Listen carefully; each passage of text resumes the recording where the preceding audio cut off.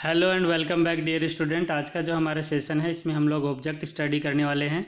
Last जो session था वो हमारा कंट्रोल स्ट्रक्चर से था और कंट्रोल स्ट्रक्चर आपको रिवाइज करना है। रिवाइज करने पे आपको कोई समस्या आती है, कोई प्रॉब्लम आती है तो आपको कमेंट बॉक्स में लिख के मेरे से पूछ लेना है सच दैट आपका डाउट क्लियर हो जाए।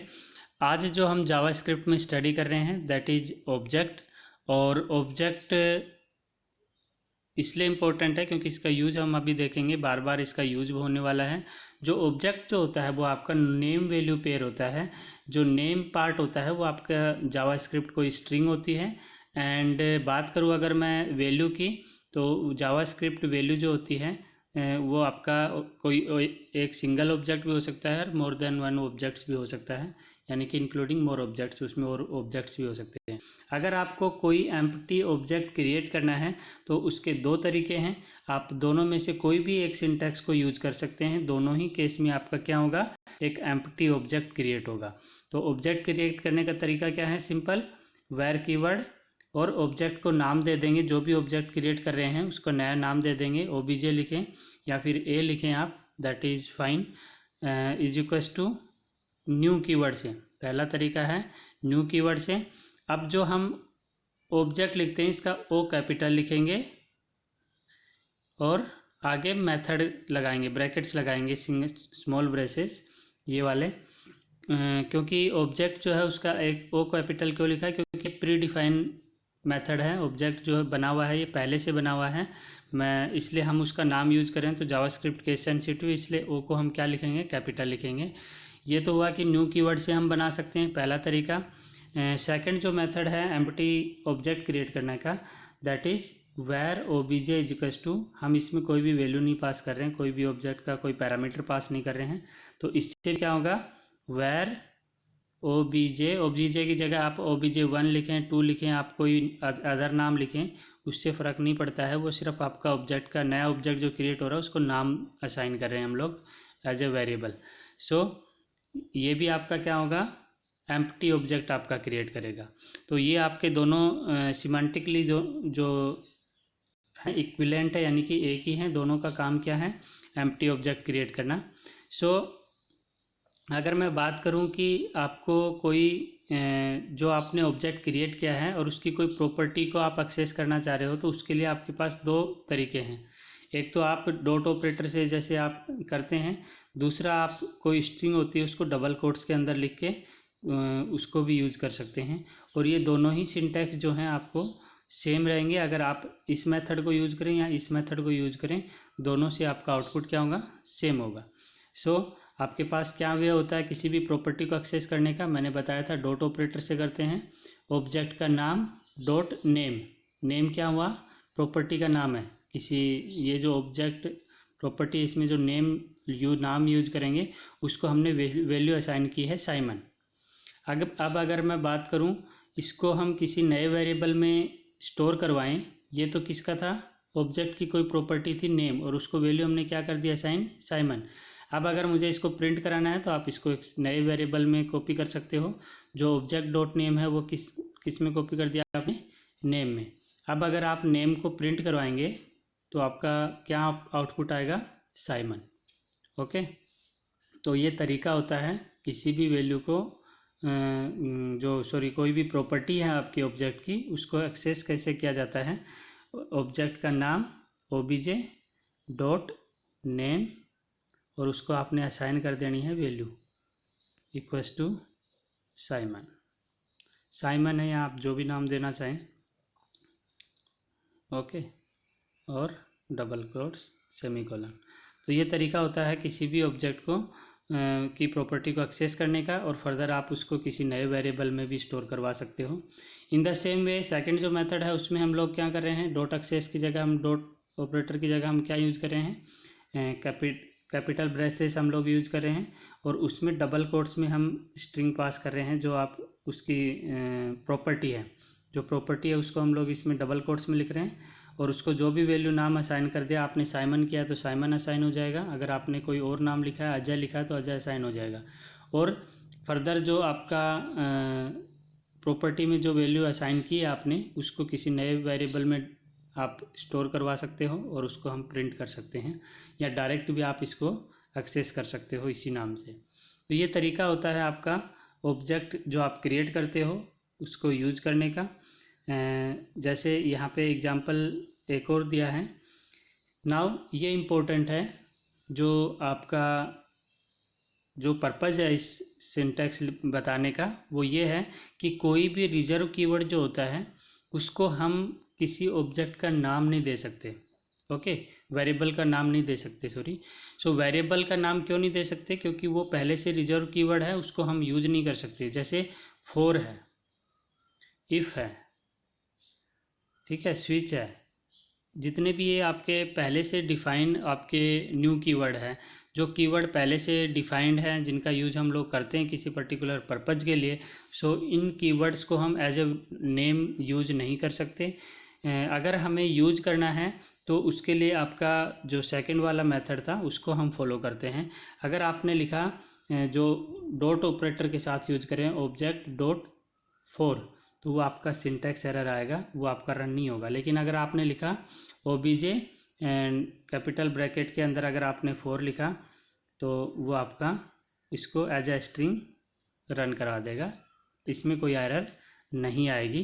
तो किसी भी रिजर्व कीवर्ड को हम डायरेक्ट हम access as A dot access method जो होता है उससे हम लोग यूज नहीं कर सकते, क्योंकि वो पहले से उसमें क्या है, आप कीवर्ड है और उस कीवर्ड को हम यूज करना है अगर हमें, तो हमें जो सेकंड मेथड है ऑब्जेक्ट क्रिएट करने का इसको फॉलो करना होगा, जिससे हम लोग इसको यूज कर सकते हैं। जैसे मैक्स कीवर्ड का था उसको हमने यूज कर लिया, फॉरवर्ड को यूज कर लिया।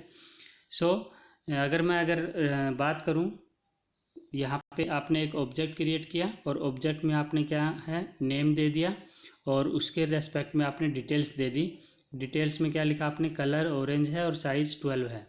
तो अगर आप मैं डिटेल प्रॉपर्टी जो है ऑब्जेक्ट की, ये ऑब्जेक्ट आपने जो क्रिएट किया है इसकी डिटेल कोई प्रॉपर्टी है, और उस डिटेल में अगर आपको साइज चाहिए तो आप कैसे एक्सेस करेंगे इसको, ओबीजे डॉट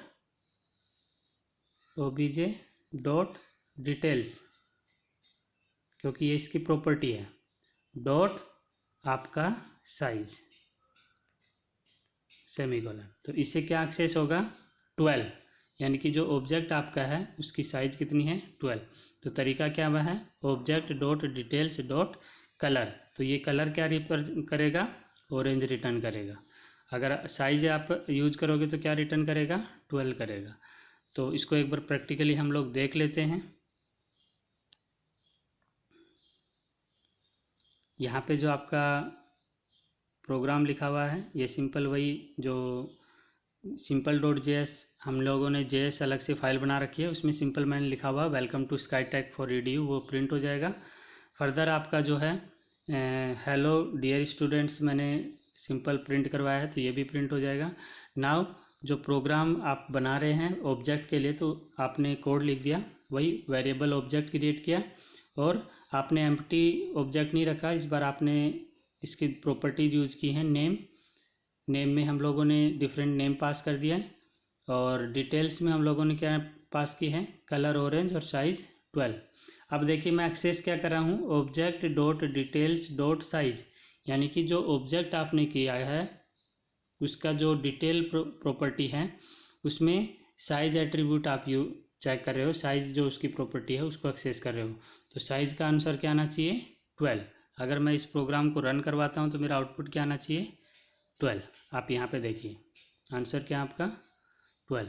तो इस तरीके से हम कोई भी ऑब्जेक्ट क्रिएट करते हैं तो उसकी प्रॉपर्टीज़ को एक्सेस करते हैं डॉट ऑपरेटर से, और उसकी जो डिफरेंट आप ऑब्जेक्ट क्रिएट करते हैं उसमें प्रॉपर्टीज़ को कैसे एक्सेस करेंगे वो सीक्वेंस में आपको लिखना होगा, और इस तरीके से हम ऑब्जेक्ट को समझ सकते हैं।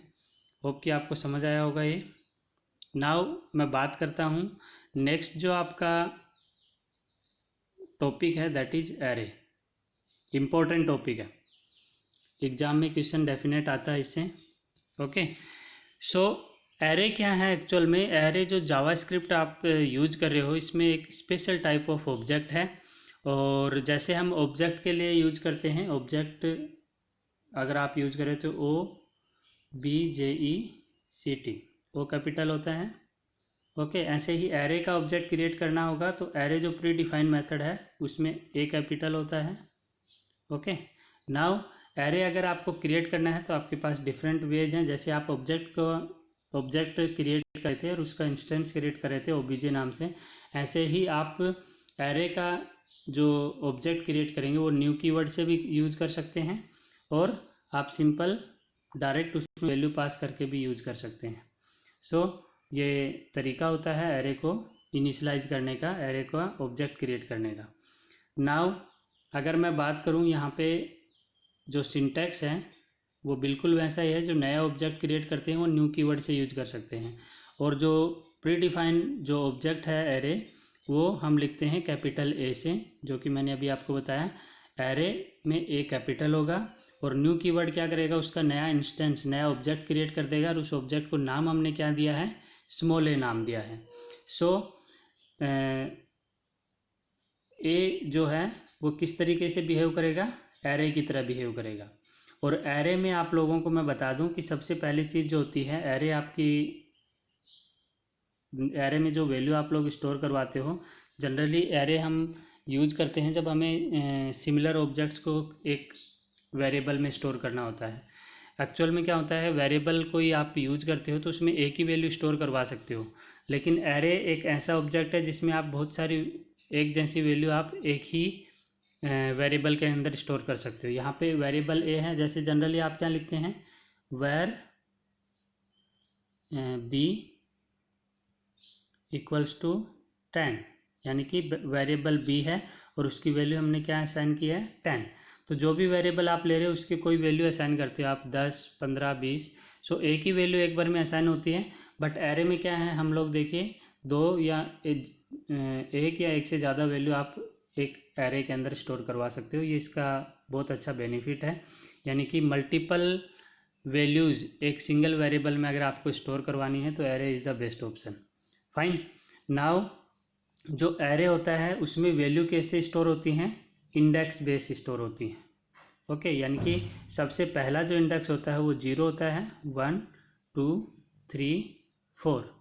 यानी कि एरे की इंडेक्सिंग किससे शुरू होती है, 0 से। याद रखनी है, एरे की इंडेक्सिंग कहाँ से शुरू होती है, 0 से। यानी कि ये पहला जो आपका इंडेक्स है ये आपका 0th इंडेक्स है, यानी कि इसको मैं रिप्रेजेंट करूँगा A0 से, और ये जो ब्रैकेट यूज करूँगा ये मैं कैपिटल ब्रैकेट यूज करता हूँ। सो A0 जो है यानी कि ये फर्स्ट पोजीशन है इसकी एरे की। A1 का मतलब क्या है, दिस वन। A2 का मतलब दिस वन। तो इस तरीके से आपकी एरे स्टोर होती है। नाउ अगर आपका इंडेक्सिंग 0 से शुरू हो रहा है, इसका मतलब क्या हुआ कि अगर मैं बात करूँ आपके एरे में 0, 1, 2, 3, एरे का हाईएस्ट इंडेक्स क्या है, 3, बट इसकी लेंथ आप करोगे तो हाईएस्ट इंडेक्स से एक ज़्यादा होगी, यानी कि इसकी टोटल लेंथ कितनी है, 4 है। टोटल लेंथ कितनी है, 4, 1, 2, 3, 4। 4 आप एलिमेंट इसमें स्टोर करवा सकते हैं तो इसकी लेंथ कितनी होगी, 4, लेकिन हाईएस्ट इंडेक्स कितना होगा, 3।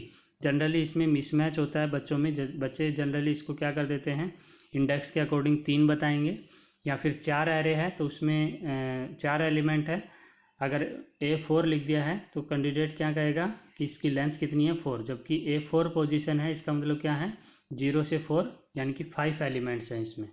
सो इंडेक्सिंग जो है एरे की वो 0 से स्टार्ट होती है, इस चीज़ को ध्यान रखना है, याद रखना है। नाउ अगर मैं बात करूं कि आपने कोई न्यू कीवर्ड से कोई एरे आपने बना लिया है और उसको नाम दे दिया आपने स्मॉल ए। नाउ आप क्या कर रहे हो, A0, यानी कि A0 पे आपने क्या स्टोर करवा दिया, डॉग।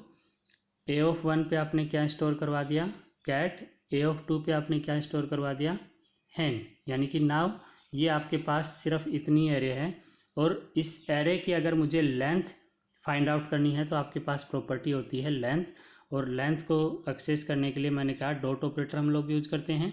सो एरे का नाम डॉट लेंथ, इससे हम इसकी लेंथ बता दे सकते हैं। और अब इसकी लेंथ का आंसर क्या आएगा आपका, 3 आएगा। वेरी गुड, आपका आंसर आएगा 3, क्योंकि इसमें 3 एलिमेंट्स हैं। ओके, 0 से 2 तक। इन द सेम वे, ये तो एक तरीका था। दूसरा आपका एरे डिक्लेयर करने का तरीका क्या है, बिल्कुल आप इस तरीके से भी एरे डिक्लेयर कर सकते हैं। वेरिएबल एरे का नाम, अगर आपने कैपिटल ब्रैकेट लगाए दैट मीन्स वो क्या ऑब्जेक्ट क्रिएट होगा, उसका जो ऑब्जेक्ट क्रिएट होगा वो एरे होगा। तो एक किस टाइप का हो गया, एरे टाइप का। अब एरे में कोई भी एलिमेंट पास करते हैं तो हम डबल कोट्स के अंदर वैल्यू लिखते हैं। जैसे आपने एप्पल लिख दिया, कोमा, मैंगो लिखा, फिर डबल कोट्स, फिर कोमा लगाएंगे, सो फिर आपने ऑरेंज लिख दिया, फिर कोमा, फिर आपने बनाना लिख दिया, ओके, और लास्ट में सेमीकोलन। सो इस तरीके से हम लोग क्या करते हैं, कोई भी एरे को इनिशियलाइज कर सकते हैं, वैल्यू डायरेक्ट हम उनको असाइन कर सकते हैं। नाउ यहाँ पे आप देखेंगे कि जितने भी एलिमेंट्स आप एरे में स्टोर करवा रहे हो वो डबल कोट्स में लिखेंगे और उनको सेपरेट करने के लिए बीच में क्या यूज करेंगे, कोमा यूज करेंगे। नाउ बात अगर मैं करूँ इनके इंडेक्सिंग की, तो आप डायरेक्ट अगर इनिशियलाइज कर दिया आपने एरे को, यहाँ पे आपने क्या किया था, पहले आपने एरे डिक्लेयर किया, ओके, और फिर उसमें वैल्यूज इनिशियलाइज की, फिर आपने उनमें वैल्यू स्टोर करवाई। यहाँ पे आप एरे को डायरेक्ट इनिशियलाइज भी कर रहे हो और डिक्लेयर भी किया और इनिशियलाइज भी कर दिया। एरे को नाम दे दिया ए और उसमें वैल्यूज भी डायरेक्ट पास कर दी। और इसका मीनिंग क्या है, ये आपका कौन सा पोजीशन है, ये A0 पोजीशन है, ये क्या है A1, मैंगो के लिए क्या है A1, A2 और ये बनाना क्या है A3 है, ओके। तो ये इसकी क्या है, इंडेक्सिंग के अकॉर्डिंग अगर इनकी पोजीशन देखी जाए तो आपकी एप्पल की पोजीशन क्या है A0, A1, A2, A3। अगर एरे का नाम आपने A1 दिया है या S दिया है तो ये क्या पोजीशन है S0, S1, S2 और S3, ओके। जो भी आप एरे का नाम देंगे उसके अकॉर्डिंग आपकी ये पोजीशन होगी, इंडेक्सिंग जो होगा वो 0 से शुरू होगा। लेकिन अगर आपसे जो हाईएस्ट एलिमेंट है वो कौन से पोजीशन पे है, A3 पोजीशन पे है। बट अगर आप इसको लेंथ की बात करेंगे तो इसकी लेंथ क्या होगी, यानी कि हाईएस्ट इंडेक्स से एक ज़्यादा होगी, क्योंकि 0 से इंडेक्स स्टार्ट हो रहा है, इसलिए आपका इसका लेंथ क्या हो जाएगा 4 हो जाएगा, राइट। सो ये भी आपका तरीका है। नाउ अगर मैं बात करूँ, आपने कोई एरे बनाई है जिसमें आपने 3 एलिमेंट स्टोर करवा दिए। देखिए ए जो एरे है उसमें आपने A0 पे क्या हो गया आपका डॉग, A1 पे कैट, A3 पे हैन, ओके। नाउ अगर मैं बात करूं इस एरे की, तो आप इस एरे को डायरेक्ट देखेंगे तो इसमें कितने, इसकी लेंथ क्या होगी 3, हाईएस्ट इंडेक्स क्या होगा A2, फाइन। अब अगर आपने इसमें इसी एरे में ए नाम की एरे है तो A100 पे आपने कोई वैल्यू स्टोर करवा दी फॉक्स, क्योंकि ये हम कर सकते हैं ऐसा इनिशियलाइज। हमने जो फर्स्ट टाइम एरे सीखा उसमें हमने कहा था कि हम एरे में इस तरीके से भी एलिमेंट स्टोर कर सकते हैं। तो हमने क्या किया, इसी एरे में 100th पोजीशन पे फॉक्स स्टोर करवा दिया। नाउ इस एरे की लेंथ क्या होगी, क्योंकि अगर ये सिर्फ इस एरे की बात होती तो हम बताते कि एरे की लेंथ क्या है 3, लेकिन इसी एरे में हमने 100th पोजीशन पे क्या स्टोर करवा दिया, फॉक्स।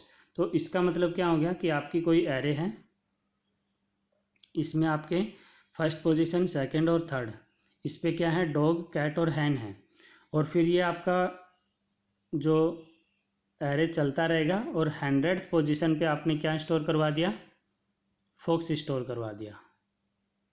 ये क्या था 1, 0, 1 और 2 पोजीशन, और ये 100th पोजीशन पे क्या आ गया, फॉक्स आपने स्टोर करवा दिया। सो सॉरी, नाउ इस एरे में अगर आप लेंथ की बात करें तो हाईएस्ट इंडेक्स क्या है 100 है, और 0 से आपका एरे स्टार्ट हो रहा है, तो 1 से 100 होता है तो आपका क्या हो जाता है लेंथ 100, बट 0 से स्टार्ट हो रहा है तो इसका लेंथ 101 होगा। ऐसा क्वेश्चन जनरली एग्जाम में पूछ लिया जाता है, ठीक है।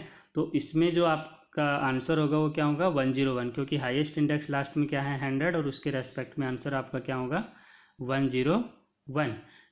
अब अगर बात की जाए कि आपका A2 पे वैल्यू है क्या हैन, तो A3 पे क्या वैल्यू होगी A4, A5, A6।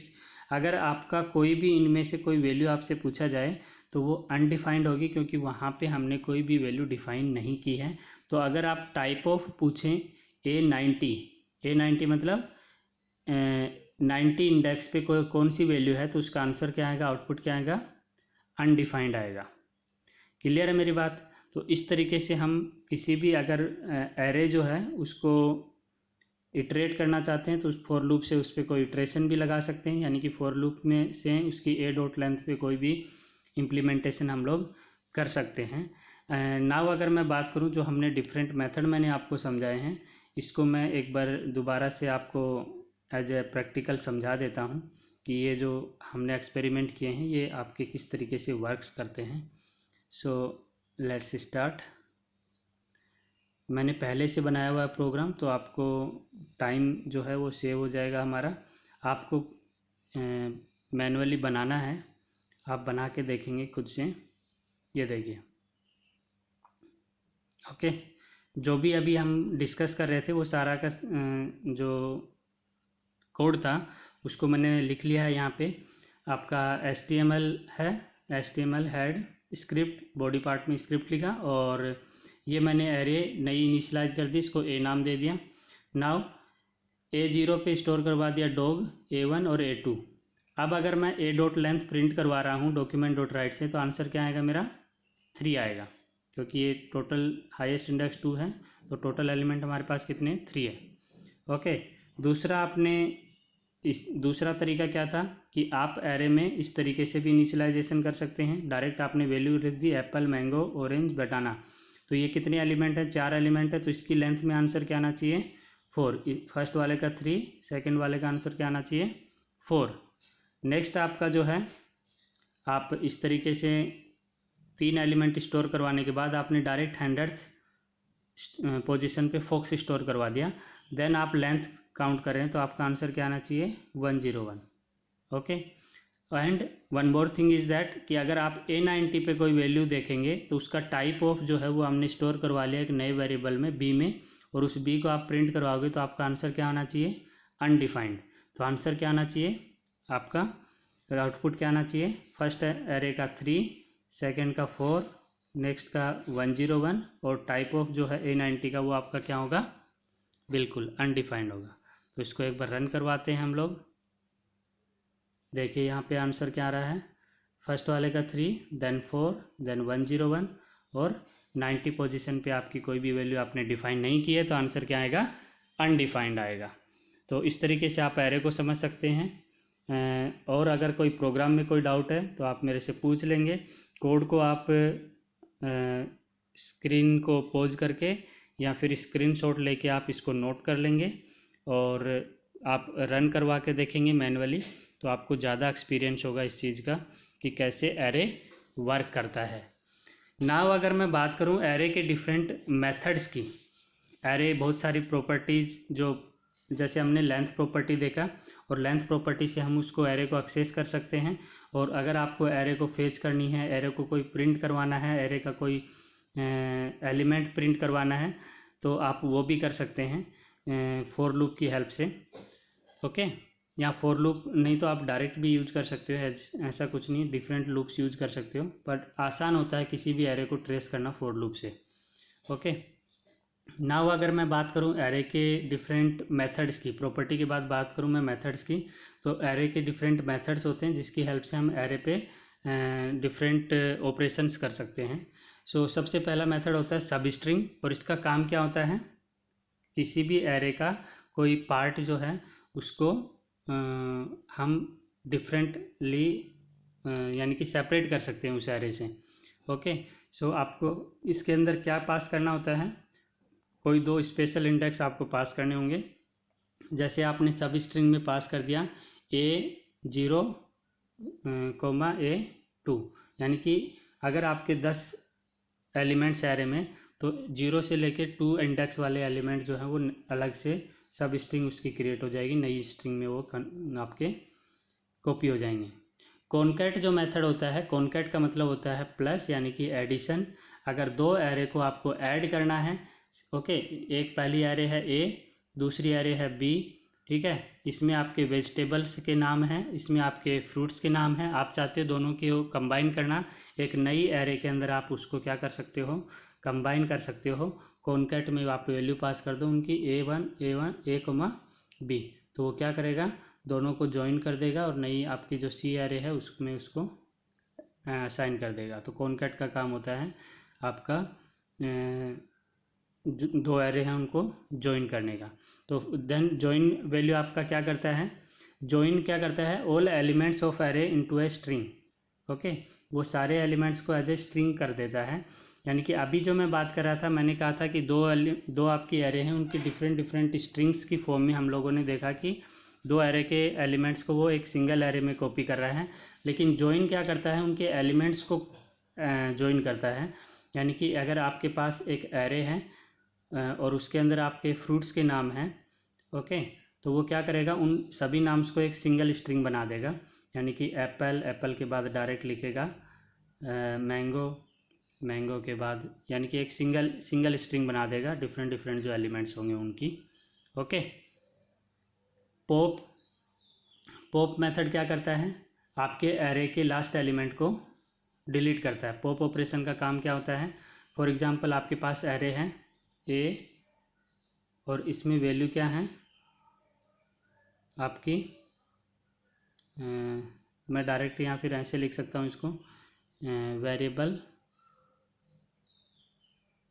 A equals to आपके पास है A comma B comma C.